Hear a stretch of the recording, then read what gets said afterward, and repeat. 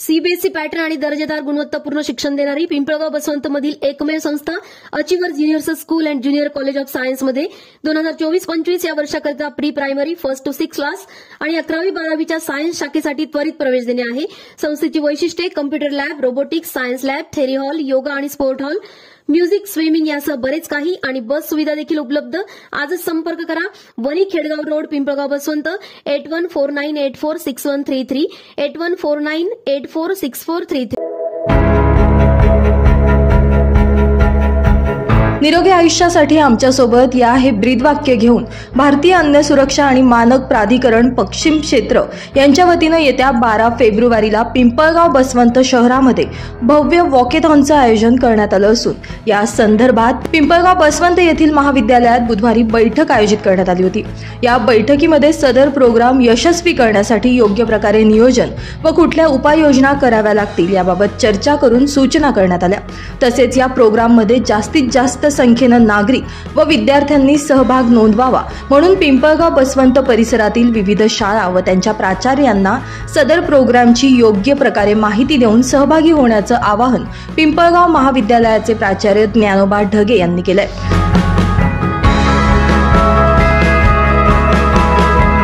सदर वॉकेथॉन मध्ये प्रमुख अतिथी म्हणून केंद्रीय राज्यमंत्री भारती पवार या उपस्थित राहणार आहेत। याकरिता रजिस्ट्रेशन मोफत असून नाश्ता आणि पाणी याची व्यवस्था भारतीय अन्न सुरक्षा विभाग यांच्या वतीनं करण्यात आली आहे।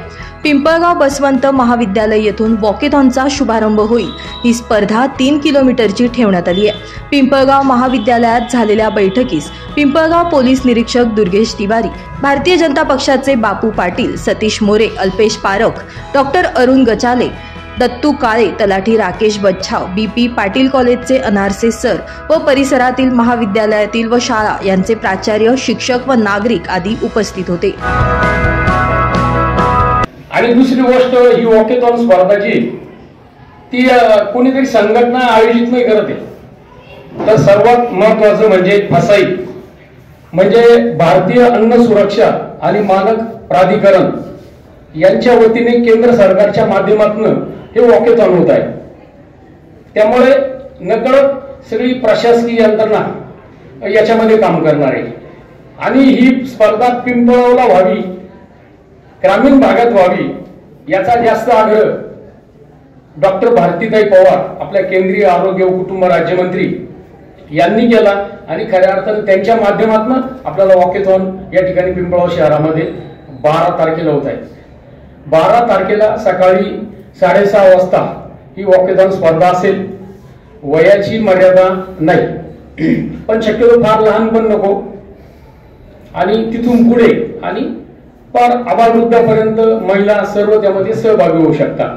याला कोणत्या प्रकारचं रजिस्ट्रेशन फी नाही, 100 रुपये 200 रुपयाची रजिस्ट्रेशन फी कोणतीच नाहीये।